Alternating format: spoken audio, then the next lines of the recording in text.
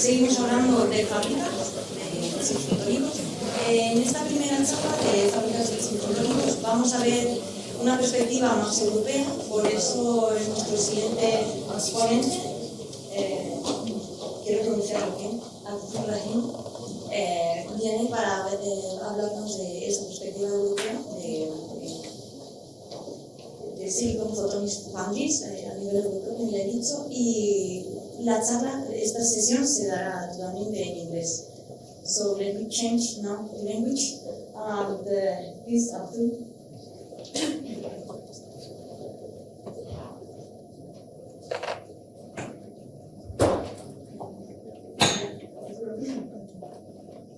Thank you very much, Gloria, for introducing me for the organizers for inviting me.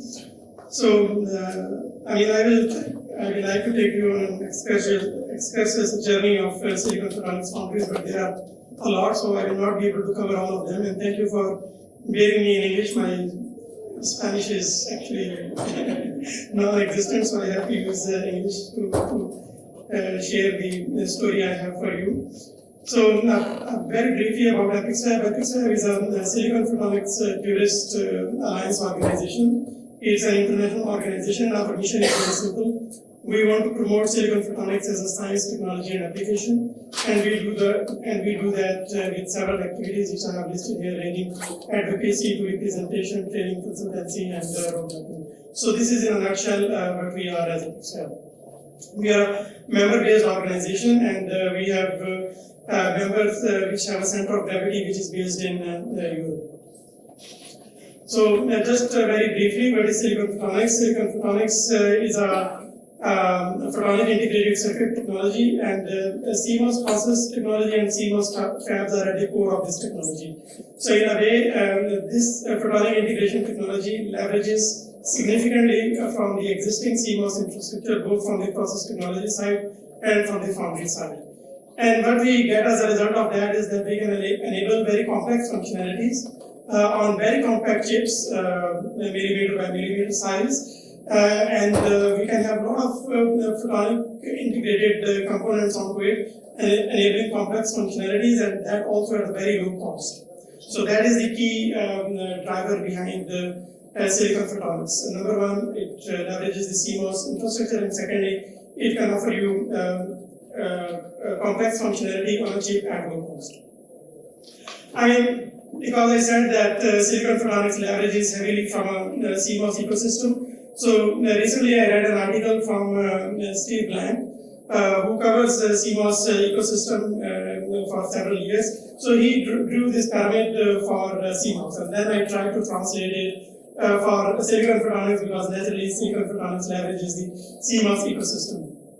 So going bottom up, you see that in CMOS we have chip intellectual property cores. They are kind of evolving. In the case of Silicon Photonics, we have renowned design houses which are existent now, and the overall landscape is a bit fuzzy, but it is getting a good shape for the future. For the design automation tools, we have companies which are purely photonic design tool providers, or very large EDA providers are also now coming into photonic integrated business. And as you move further on the top, material subsystems and wafer equipment, fab equipment, you see that there, as I told you, that the CMOS, leveraging from the CMOS infrastructure is really visible. And then moving on top, chip companies, it was predominantly Silicon Photonics of the technology which was mostly used for datacom telecom, but now you see a proliferation of applications where you see high performance computing, quantum, medical diagnostic and sensing. All type of companies are now emerging into this business. And then lastly, which is the core topic of this talk, which is the fabs. You see there are different types of fabs. I'll go more into detail into the fabs in the next slide. But here you see that there are a lot of options available, both from the pure electronics side, which are moving into photonics, and purely photonics R&D institutes, or purely Silicon Photonics fabs, which only do Silicon Photonics. So if we see at the landscape of the fabs in the geographical context, and also if we try to classify it, then we can see it in the following picture, you see that we have a very nice, dense cluster of fabs based in Europe, and then you see activities happening in the North American side and also on the Asian side. And if we want to classify it, then there are basically three classifications of these fabs, the IDMs, which are like verticals which go all the way from the designing of their concepts into launch of their products into market. Classical examples are Samsung, Intel, for example, though Intel is moving into foundry business as well more recently. But Samsung is a more classical example. And if you see, if you focus on Europe, then in Europe we have ST Microelectronics, which is kind of a quasi IDM and also have a silicon photonics process. For the pure play foundries, you see some activity in Europe, nothing happening you have pure play foundries in the American side and also on the Asian side, but not much happening in Europe. And lastly, Europe's strength is mostly on R&D and small volumes happening in research and technical organization and also through commercial organization. So this is in a nutshell what is the position of Europe and also the classification of fabs. Now next I move into the classification of platforms. You see here at least I have listed the four most prominent ones. I cannot go on into the strengths and weaknesses of all of them, but what you see is that based on the type of material difference, can be silicon or silicon nitride or germanium. One classification can be the material based because of the features which these materials provides to enable different applications. And the second classification, which is more on the same material level but different thicknesses of the photonics guiding layer, like thin SOI or the thick SOI, and then you can see various organizations operating into these different platform use cases. Now going further into, now here I will mostly focus on Europe because otherwise it would be very difficult to cover all the technologies in this limited time. So when I see in Europe, then here I will take you through very briefly through several options which are available. The first one, and most of them are R&D pilot lines, either in the commercial setting or in a non-profit sense. And these technologies are available through so-called multi-project wafer through brokers or in dedicated engineers. So IMEC is the first one where you have a 220 nanometer SOI platform where you have both active and passive components, and also these processes and technologies available on 200 and 300 millimeter wafer processing. So LATI is a R&D center in France, and it has 310 and 220 nanometer SOI platform. In terms of building blocks, it is very similar to IMEC platform. The added advantage is that you can have 3-5 laser integration and some kind of mirror grayscale lithography for mirror integration available in the platform, and also silicon nitride guiding layer. The next one is the IHP's 220 nanometer EPIC platform. The unique feature of this platform is that not only you have photonics, but you can monolithically integrate electronics as well in this platform. So this is the unique feature of this platform. And also you can integrate some new materials, novel materials to their platform. They have demonstrated some work in that direction as well. Next, moving further, VTD, it is one of the very few thick SOI platforms. It's a few micrometer thick silicon guiding layer. Here, the main driver is that they offer very low loss waveguides, passive components, and also on a very compact bending radius. So they try to preserve the dense integration on a small form factor. So this is the key driver for their platform. Moving further, now these are the rapid prototyping technologies where you can go from your design to chip in a very short amount of time, literally in a matter of few weeks. So the first one is Infotech, although they have recently been moved to a different center, so the commercial name is not different, but okay. The technology remains the same. It is 220 nanometer SOI platform using E-beam lithography, and also they have a silicon nitride there combined with their technology. So the next one is Cornerstone. Here the key driver is that they offer you a lot of different layer thicknesses, 220, 340, 500 nanometer SOI. So what they bring to you is the flexibility. As a designer, what you benefit is flexibility because you have different layer thicknesses available. And also the PDK, it's I think one of the very few purely open source access because the PDK is also open source. Otherwise, in most of the other cases, you have to go through some kind of non-disclosure agreements to access their technologies. AMO is a research center in In Germany, they have 220 nanometer and 400 nanometer SOI platforms. Its a unique feature is that it is mix and match because you can combine E-beam and I9 stepper-based lithography. Like they can use depending on the feature size combination of both. Last one is the Silicon Photonic. It's a institute. It's a commercial entity in Denmark, and they offer 220 and 340 nanometer SOI platform. And the unique feature in this is that because most of these thin SOI platforms use Brady couplers, which have limited efficiency, and it can be improved by adding a aluminium mirror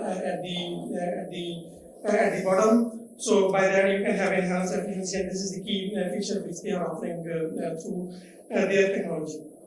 So actually, I had also listed the silicon nitride technologies, but I know that there will be a talk after me by Professor Munoz, so I will be very brief to it that there are a lot of technology options available in the silicon nitride regime as well, and some of them I have listed here.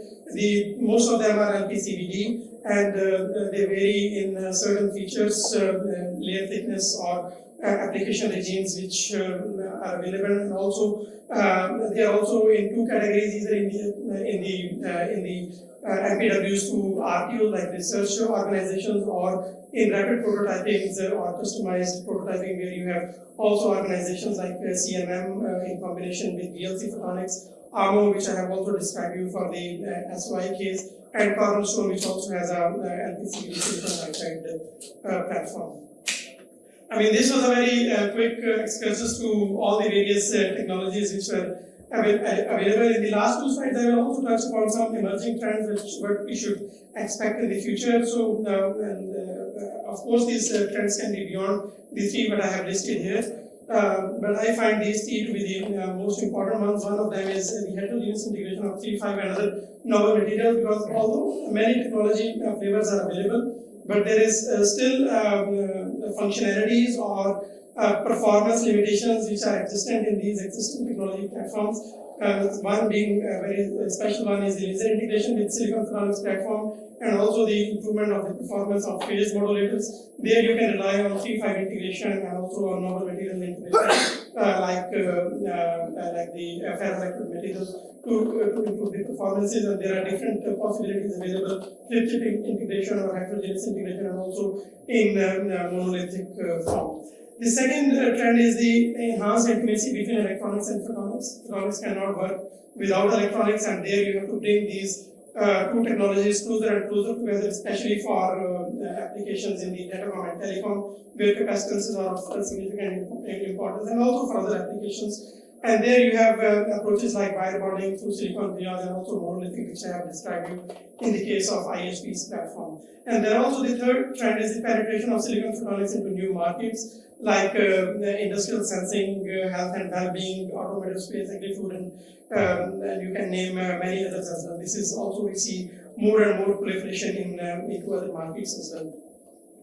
Challenges, some of them, despite my limited Spanish, I got an idea that at least in Europe we want to have a volume scale manufacturing. This I also see as a challenge that at ecosystem level in Europe we need volume scale manufacturing. We need to nurture our fabless ecosystem. We need to nurture our design enabling ecosystem. We have brilliant design houses here in Europe, VLC, Photonics, but we have to incentivize them more to make them stronger, because then they can be beneficial for the startups, and then will be leading into the increasing the volume for the fabs as well. On the technical level, co-design of electronics and photonics is very important, and I also believe that lack of application-specific PDKs is also very important, that we can enable the applications which are emerging applications in the health and well-being sector or the agri-food sector, so that they can test their ideas very rapidly in a very safe manner. And lack of robust compact models, this I see is very important because of large-scale integration for applications like HPC or quantum applications of programming photonics, for example. And although I have covered mostly Europe, so I leave you with one example from rest of Europe, which is Global Foundries GF Photonics platform. I mean, what I want to say with this example is that in rest of the world, you have volume scale manufacturing facilities which Europe lacks today. And this is one of the examples where they have a monolithic platform for electronics and photonics onto the same substrate. and which can offer you all kind of building blocks necessary to innovate in various market sectors. In summary, Silicon Photonics ecosystem is really benefiting from the existing CMOS ecosystem. A variety of Silicon Photonics technologies are available based on different material systems, SOI, silicon nitride. It can cover a broad range of applications, and the European R&D organizations and companies are offering high TRL solutions for prototyping and low volume manufacturing today, but we hope that in future we will be able to translate them into volume manufacturing, large volume, while being in Europe. So, thank you very much.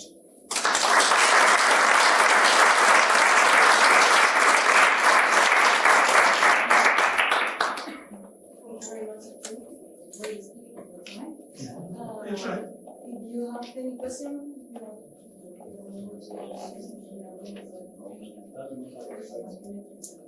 Okay, evidentemente from Alter Technology. Thank you very much for the presentation.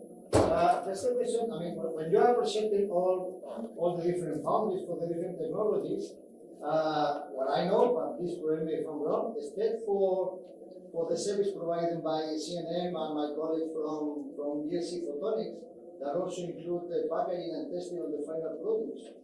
The rest of them are only delivering wafers, mainly wafers. So what is your thoughts regarding the need of packaging on the final products? Because it's something that this is something that we have, obviously, and my talk will be tomorrow, we have. But I also what was it to know your thoughts about it?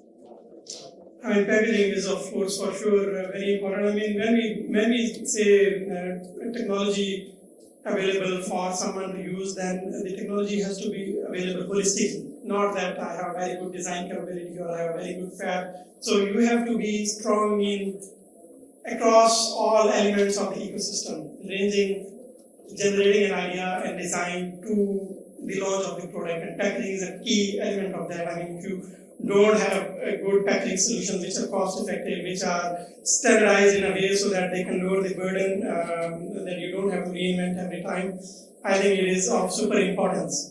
And I mean, as you said that there are some options available, but there is more work needs to be done.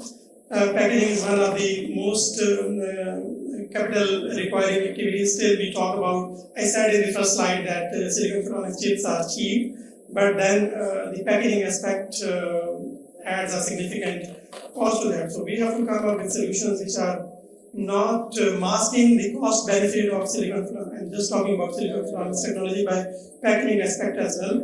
So yeah, I think it's very important, and maybe design houses like VLC Photonics, I don't know, maybe Enigo would know better, but I hope that they are now at least adding their weight on the foundries, that they should be taking into account that how can they do cost-effective packaging when the chips come to them. And also I hope that they can develop strong partnerships with fabs so that it becomes seamless for the user. From design to chip to packaging, everything should become seamless. Only then it makes sense for people who want to adopt silicon photonics as a technology. We will talk in the coffee. Okay. Thank you. Any other questions? There's one question. So you mentioned that there are no large volume big industrial fabs in Europe for silicon photonics, but actually there were. There was a ST Micro. Yes. Was one of the first ones, but they dropped it. And now we see some interest coming also from ST, from X-FAB. What do you see the landscape evolving in the future for large volume industrial manufacturing in Europe? I mean, for the large volume, yes, it is absolutely correct that ST was one of the first ones to, if not, it was one of the first ones, if not the first one, to offer large volume silicon photonics manufacturing through Xtera collaboration. And now it is moving into other silicon photonics applications as well. But it is mostly, their platform is mostly available through bilateral contracts. It's not purely open access. This is what we want to see here in Europe, that every small startup should be able to access this technology. It hasn't happened so far through ST. But at least there is a realization within Europe that, especially courtesy European chips as well, that we have to have Silicon Photonics large volume manufacturing capacity as well, and maybe you know of this joint undertaking KDT call, where there has already been calls to make proposals into that regard, and I hope that it will happen. And by the way, there is already an announcement of XFAB partnership with Ligantech that is also very promising. So I think it is just a matter of time that we will have a European large volume manufacturing facility. So it's just a matter of time for me. It will happen sooner or later. I hope it happens to multiple vendors so that it is not monopolized. This is my personal wish from an ecosystem's point of view. So, thanks again.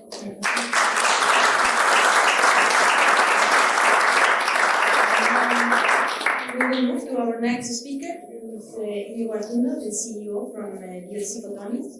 And in order to keep the discussion open to all the audience, we will keep the thoughts in the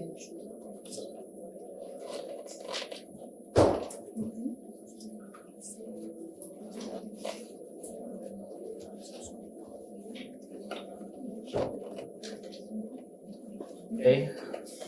¿Working? Cambio al español, si os importa, sorry Abdul, but probably you know everything I'm going to be teaching you. So.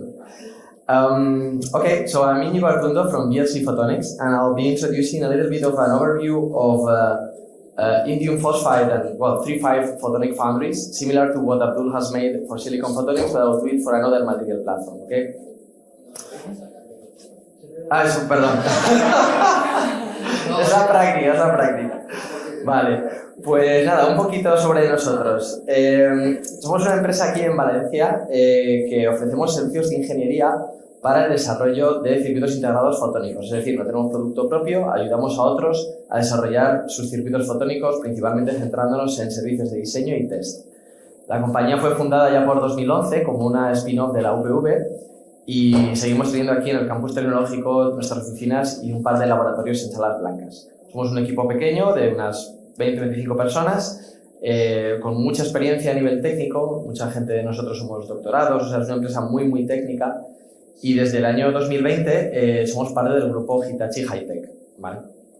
Entonces, pues bueno, como empresa realmente nosotros somos, veréis ahí, somos fabless, es decir, no tenemos fab, nosotros ayudamos a nuestros clientes a fabricar en diferentes foundries o fábricas de chips. Trabajamos con foundries de Silicon Photonics, como las que acaba de mencionar Abdul, y otras tecnologías, como por ejemplo indium phosphide. Entonces, bueno, somos independientes en cuanto a la tecnología, aunque aquí en esta presentación voy a centrarme en la parte de indium phosphide, ¿vale? No me centraré mucho en esto, realmente, bueno, lo que es un circuito fotónico integrado creo que ya lo habéis visto, es básicamente un chip semiconductor que integra de forma monolítica, o sea, en un único chip, diferentes componentes. En este caso, en vez de ser componentes electrónicos, utilizando electrones, son componentes fotónicos, utilizando fotones, es decir, láseres que emiten luz, fotodetectores, que son diodos que reciben la luz, moduladores, filtros, switches, etcétera, de forma que todo eso va por unas guías, la luz va por unas guías dentro de los circuitos, ¿de acuerdo?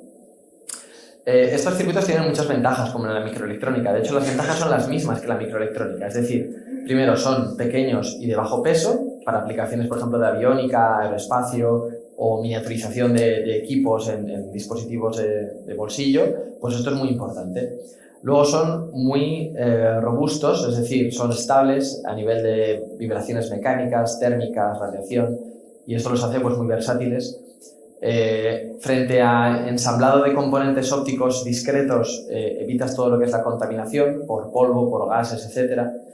Pero creo que lo más importante son los dos últimos puntos, que son como en la microelectrónica, es decir, que son capaces de escalar en producción a millones de unidades. Si tú, por ejemplo, tienes un sistema óptico que tienes que fabricar 10.000 unidades y lo tienes que hacer a mano, es muy complejo. En la tecnología de los semiconductores, esto se fabrica a nivel de obleas, con litografía, y puedes escalar a producciones de millones de unidades. Y entonces esto habilita unos mercados que de otra manera no podrías acceder. Evidentemente bajas mucho el precio, porque el precio por chip, el coste por chip es bajísimo. Y luego lo que creo que es muy clave es que puedes escalar a arquitecturas más complejas. Es decir, hace 20 años, cuando empezó la microelectrónica, los circuitos integrados tenían 10, 100 componentes electrónicos, todos soldados en una placa. A día de hoy los microchips electrónicos tienen millones de componentes ópticos, en este caso transistores. Lo mismo pasa con la fotónica. La mayoría de los circuitos o sistemas fotónicos a día de hoy tienen unos pocos componentes y el poder integrarlo en un chip te permite llegar a alcanzar complejidades del orden de cientos, miles o cientos de miles de componentes. Entonces, bueno, como habéis visto, hay diferentes tecnologías materiales o plataformas materiales.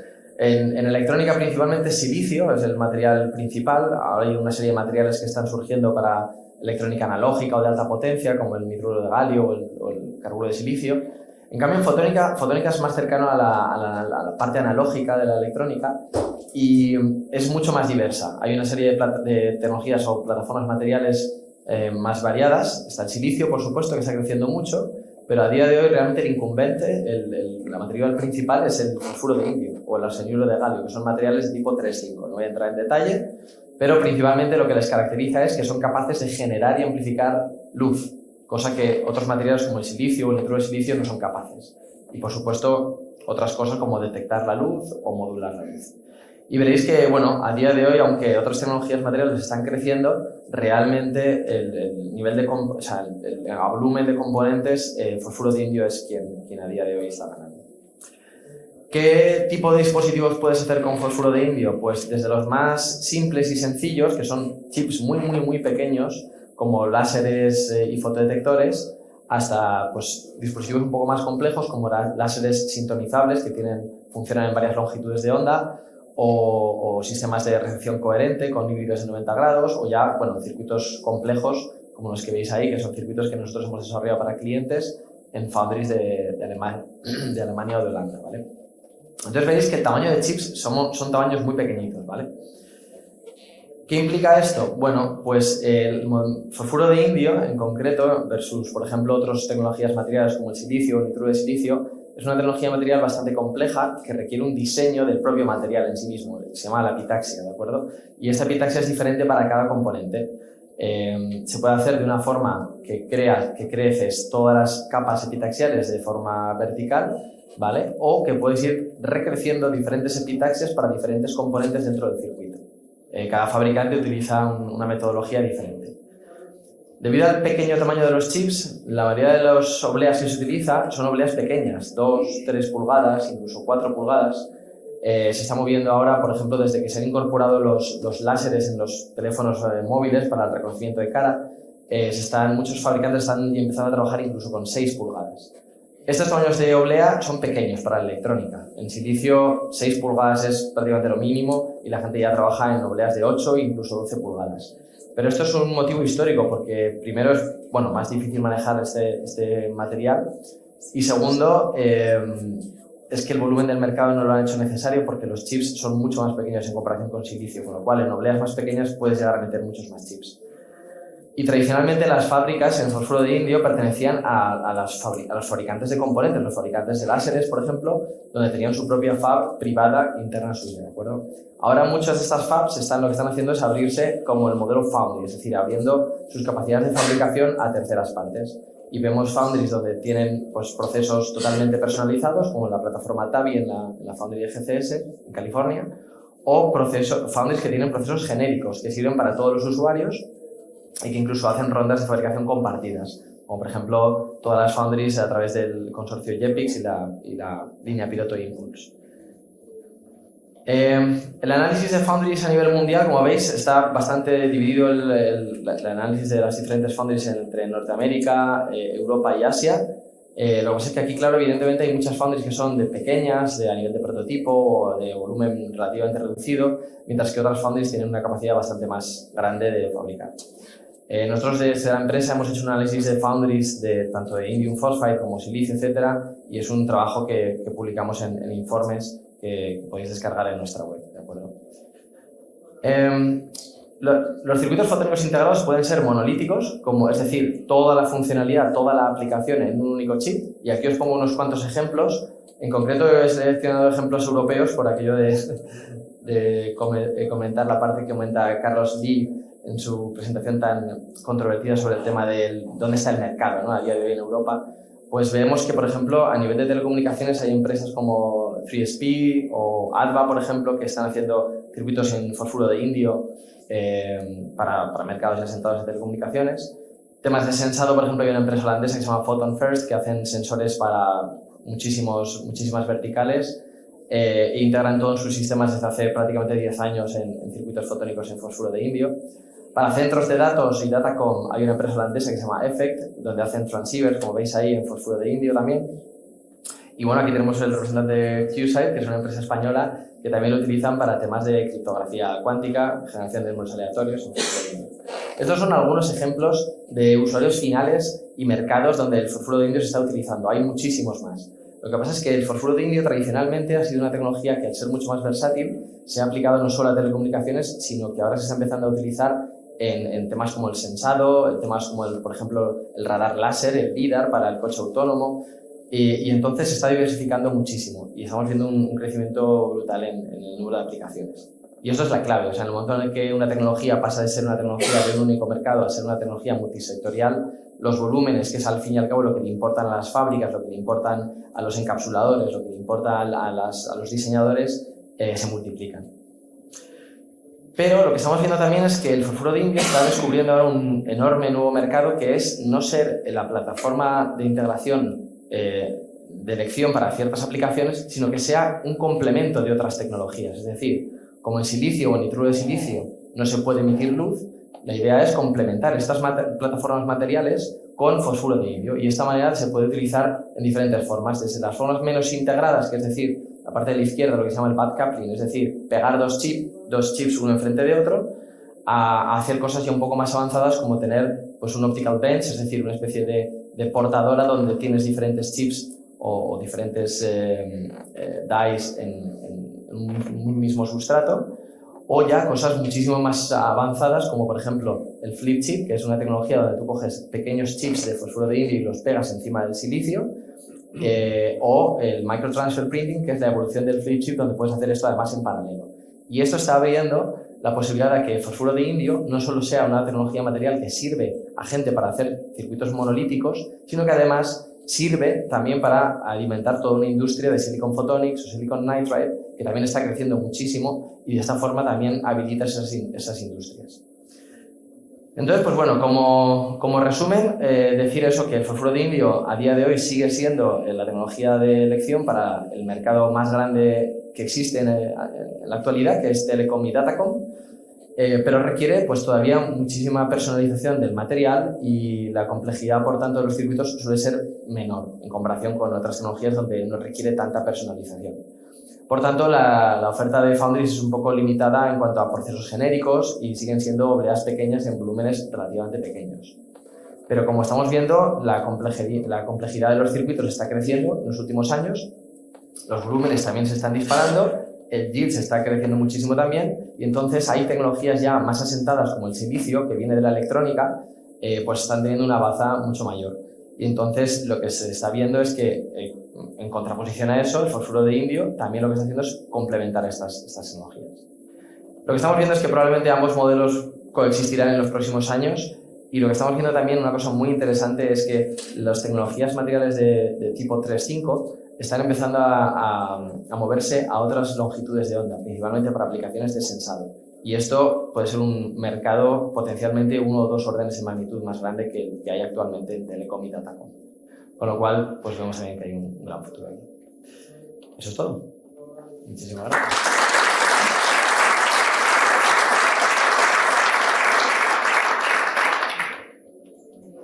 Sí, muchas gracias.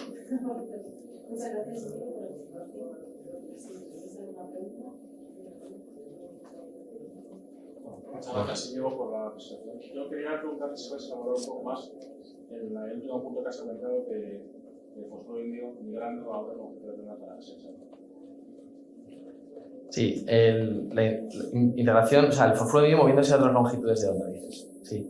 Principalmente, la longitud de onda del fósforo de indio tradicionalmente ha sido 1550 nanómetros, que es la longitud de onda típica de telecomunicaciones. Ahora, al moverse en Datacom, lo que está viendo es que una migración a longitudes de onda más bajas, a 1310.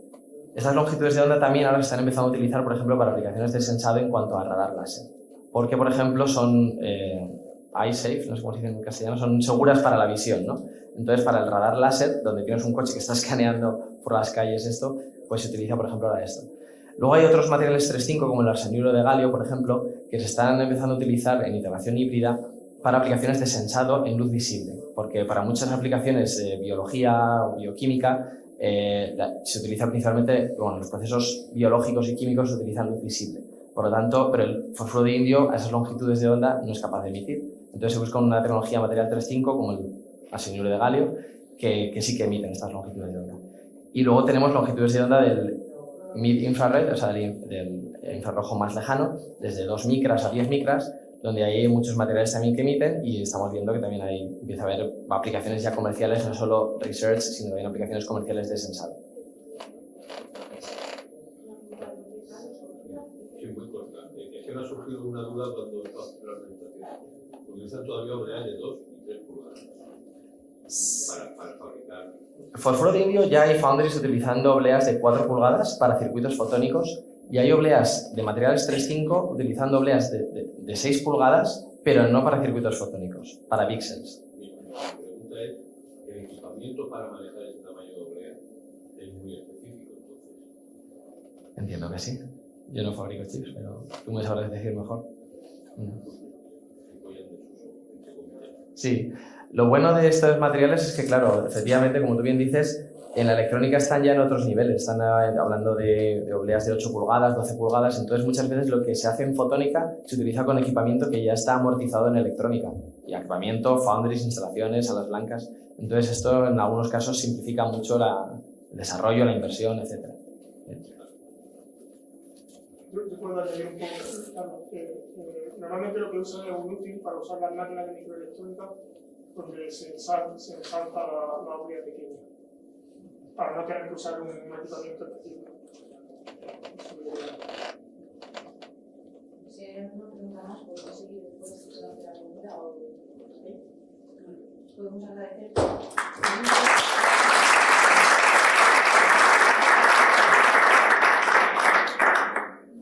Y pasamos ya a la última charla de esta sesión, de manos de Pascual Muñoz, profesor de la Universidad Politécnica de Valencia y director de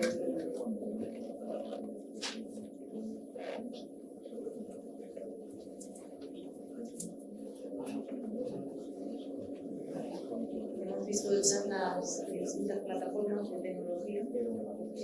Silicio en el principio de manos de Abdul. Íñigo nos ha hablado de tecnologías de 3.5, de semiconductores, y ahora vamos a hablar de la tecnología de cinturones.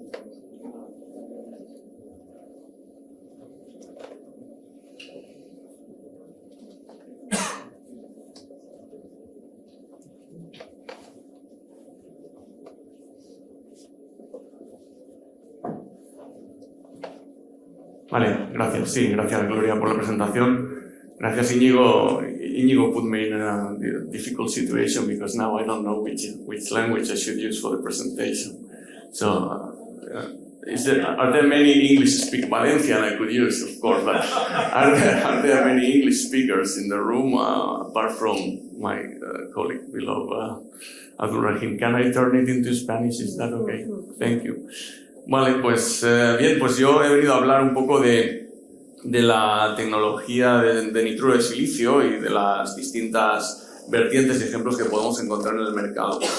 Yo creo que hemos visto, sobre todo en la presentación de EPIC y en la presentación de Abdul y de Íñigo, cifras de las distintas tecnologías, pero quería juntar algunos ejemplos del mercado global de fotónica integrada, circuitos fotónicos integrados, y las predicciones que hay hasta el año pues, 2027-2030. Es un mercado que se espera que sea de unos 30 o 40 billones de los norteamericanos de dólares en el 2030, con un crecimiento del 20%. Creo que mi colega Sergio Sáez ha mostrado el crecimiento global del mercado de la microelectrónica en los últimos 20 años es del 5% anual. Que esto no es que sea mejor o peor, sino simplemente es una tecnología que está en despegue. ¿De acuerdo? Evidencia un 20% frente a algo establecido que está en despegue. También mi colega Sergio ha mostrado una transparencia que recupero en la que queremos dar a ver que la fotónica es una tecnología muy transversal, que se puede utilizar para muchísimas aplicaciones y que en fotónica integrada, efectivamente, hasta el momento, el principal impulsor de la tecnología en chip ha sido las telecomunicaciones y las comunicaciones en centros de proceso de datos, pero que hay otros campos emergentes como la biofotónica o el sensado en general, con todas esas aplicaciones, particulares en cada uno de los casos, ¿no? Pero bueno, al final, una de las cosas más importantes a la hora de determinar si una de estas aplicaciones se puede hacer en un chip es qué longitud de onda necesita, ¿no? Longitud de onda, entiendo que aquí la parte, digamos, profana de la sala dirá longitud de onda que es, bueno, pues básicamente si es rojo, verde o azul en el visible o cualquier otra cosa en cualquier otra longitud de onda. Y también todos mis colegas han hablado de las distintas tecnologías de integración. Yo me permití hacer un gráfico personal diciendo, para mostrar, si veis en la parte derecha, tanto las funcionalidades que uno puede hacer en una plataforma de chips como también otras características de índole más general, como cómo de lista estará la industria para desarrollar estas tecnologías, cuál es el tamaño de los chips, que es algo súper importante, ¿no? Porque el tamaño es coste, ¿no? Al final esto es como el mercado de la construcción. Cuanto más chips puedes meter en una oblea, pues más baratos salen los chips, ¿no? Y su integración con la electrónica, como bien apuntaban mis compañeros del sector, es extremadamente importante. Los chips de fotónica sin electrónica no pueden hacer nada. Pues uno observa que en esta escala que me he permitido marcar 5, ninguna de ellas hace 5 en todo, ¿no? Y esto es un problema o una ventaja, ¿no? Y ahora hablaremos de ello. Íñigo ya apuntaba algo hace un momentito, ¿no? Es verdad que en el caso concreto de nitruro de silicio, y si presento una transparencia similar a la de Íñigo para indium phosphide, porque también es de un report de nuestra compañía, de ULC Photonics, pues hay toda una serie de sitios donde uno puede fabricar circuitos de nitruro de silicio, con distintas características de los sitios de fabricación, más o menos industrial, ¿no? Y es un poco también va en la línea de lo que ha presentado Abdul, porque Silicon Nitride Photonics es parte también de Silicon Photonics, ¿no? Si nos centramos ya en este último, en Silicon Nitride, sí también muestro aquí un perfil de las distintas formas que puede tener ese canal de luz que hay en el chip, y son estos rectangulitos púrpura que uno encuentra, y cada una de las fábricas puede hacer uno o varios de estas, llamémosle guías de onda, ¿no? Carreteras para la luz en los chips, ¿no? Y cada una tiene unas propiedades. Yo creo que lo que tienen todas ellas en común es que pueden abarcar, sin entrar en los detalles, en términos generales, pueden abarcar todo el rango de aplicaciones posibles. Es una tecnología que puede cubrir desde la biofotónica en el visible, teledatacom en el near infrared y sensing en sentido general hasta el near infrared. Voy a mostrar algunos ejemplos para hacerlo quizás un poquito más ilustrativo, ¿no? Por ejemplo, estos chips fabricados en la Ionics o por la Ionics International, que es una empresa holandesa, que son chips de nitruro de silicio y que se utilizan para generar y dirigir haces de luz para distintas aplicaciones, ¿no? Pero ¿por qué son importantes? ¿Por qué es importante hacer esto en un chip?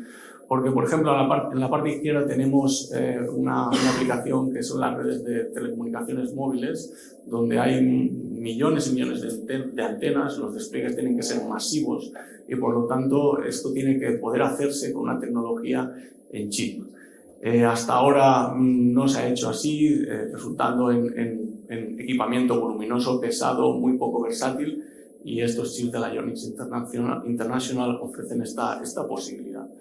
También mismos chips para otras aplicaciones en las que los sistemas van embarcados, ¿no? El peso, no solo el peso, ¿no? Sino también si, por ejemplo, tiene que ir en el fuselaje de un avión, ¿no? El rozamiento que puede hacer una antena, que además va en un avión a 800 km/h, ya por no hablar en un satélite. El peso en ese caso en concreto, son todos los aspectos que llevan a utilizar, por ejemplo, chips fotónicos. Tenemos otra aplicación, y tenemos aquí a nuestra colega Laura Lechuga, que hablará en la siguiente sesión, que es aplicaciones para biofotónica. Estos son dos ejemplos de chips que están fabricados en el CNM de Barcelona. Y el ejemplo de la izquierda es un chip que es capaz de sensar lo que sucede en el medio inmediatamente a continuación de lo que es el chip en sí. La luz viaja por dentro del chip y de alguna manera puede interactuar si se realiza una funcionalización química en la que tenemos expertos en la sala, como acabo de mencionar, para poder detectar virtualmente casi cualquier cosa.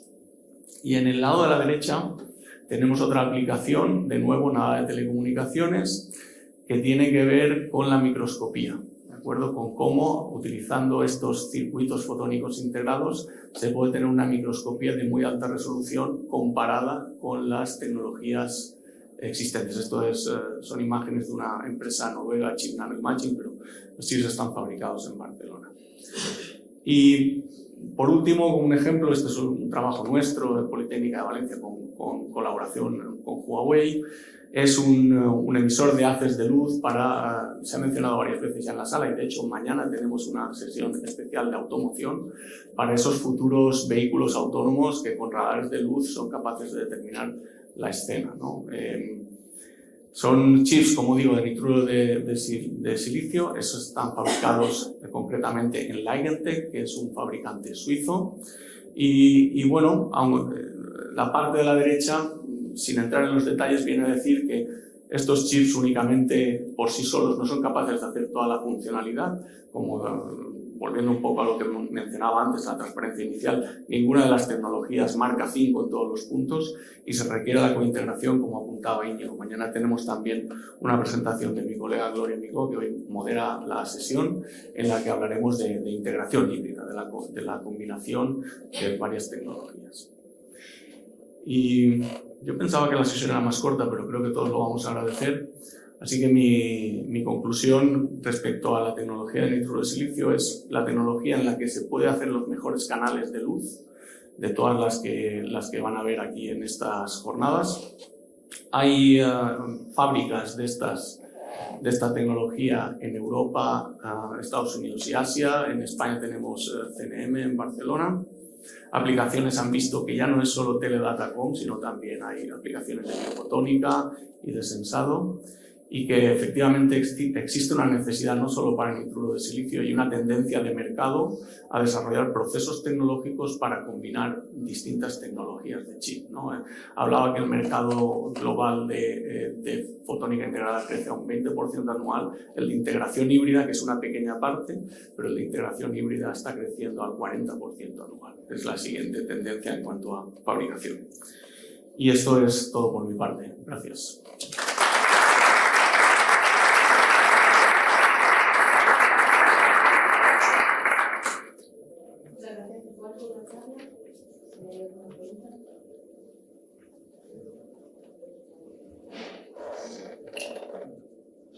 Sería curioso que me la hicieras tú, nos vemos todos los días. ¿Tienes alguna pregunta? Si no hay preguntas por parte de la audiencia, podemos aprovechar para... Sí, yo creo que es buena idea. Un 5 o 10 minutitos previo a la siguiente sesión. Vale.